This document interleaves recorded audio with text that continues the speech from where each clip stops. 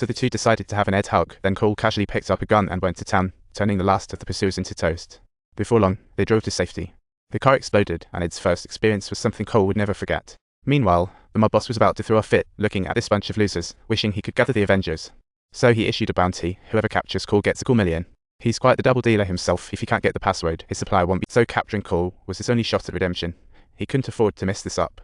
Meanwhile, Sadie unknowingly took Cole to meet her ex. They once teamed up, now partners in saving Earth. Upon hearing this, Cole couldn't resist the urge to shout out immediately, summoning all his comrades. Avengers, assemble. Their romance left him wrecked, like an alien experiment. But Sadie didn't want to talk love. They still had work to do. This mission was all about retrieving biological weapons, no time for confetti. So she asked her ex to send Cole back home, and this guy was like a shadow.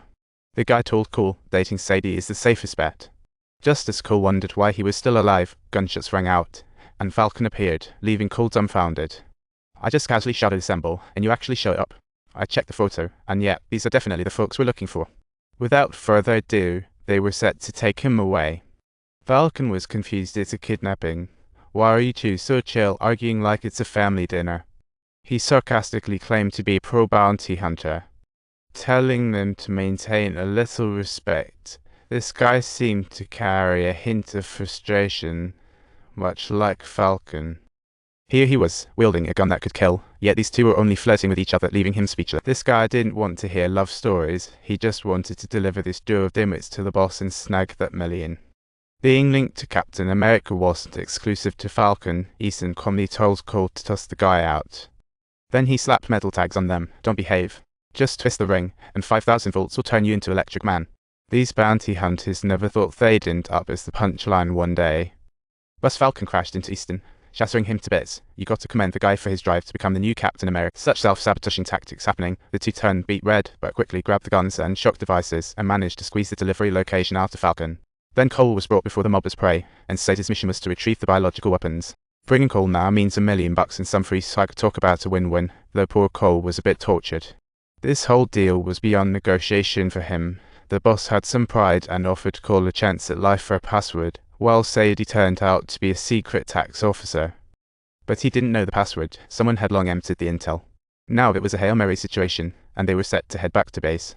Faced with Cole's verbal spillage, they instinctively thought torture was the way, but while rifling through his bag, one guy stumbled upon his phone wallpaper. So he promptly sat down in front of them with the phone in hand. Since the bag was already open, there was no moment to spare. Act quickly. Sadie went along with it, claiming the password was in her hands. She handed over a small bottle. While the guy was puzzled, he remained hopeful.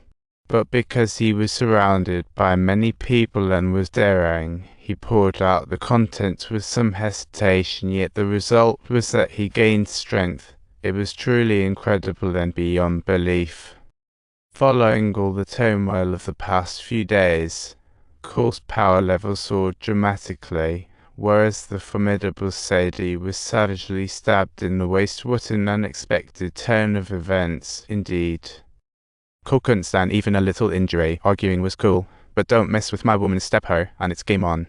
Thus, the scene transformed into an intense survive the dance-off. Let's observe who can endure, having just eliminated a couple of minor adversaries. Little did they know, the caped crusader woke up. Sadie told Cole to parachute with the box. This plane only had one parachute. They had been arguing like crazy, and this trick completely caught Cole off guard. By the time Sadie woke up, her wounds were patched by Cole, and the bioweapon was back. Seriously, which woman would turn down that kind of love? At night, they sat by the campfire sharing stories. After days of chaos, time to sprinkle some love.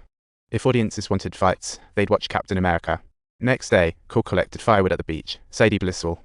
But good times are fleeting. The mob reached the island. Under fire, Sadie had no chance to escape. Just then, 3 speedboats appeared, all there to pick up Sadie, and Cole. The Navy was in on it. With their help, the duo was safe. However, the bioweapons in the tent had been taken. After all that, they were here for a honeymoon, albeit one full of thrills. The duo was brought back to the CIA, where the protocol demanded they check if Cole was the spy. Cole definitely wasn't lying. He was just a love-struck fool, managing to bicker with Sadie under this pressure cooker. You two need to find a room. After their squabble, the boss summoned Sadie. No matter how you slice it, the mission was a flop. They ultimately didn't retrieve the weapons, therefore, the boss put her on temporary leave. Meanwhile, Cole spotted a strange plant on a tablet. Cole explained to everyone that this plant was often used in Aztec rituals. This bioweapon was dubbed Aztec, and this flower held the secret to the password. Although the only person who knew the password had bitten the dust, Cole was betting the password was the plant's genetic sequence. Soon after, the mob received a purchase agreement. Included was a portion of the password, and testing revealed it was legit. Now, whether it was a trap or not, they had no choice but to go through with the deal. The patience of his supplier was wearing thin, so Cole headed in solo. 3CA were ready outside for support, but just as he settled into his seat, the 3CA outside were wiped out, and soon after, the mob and the buyer arrived at the restaurant. As long as Cole provided the last password, he could collect the cash and wrap this up. But Cole found himself alone and cornered. Whether he gave the password or not, it was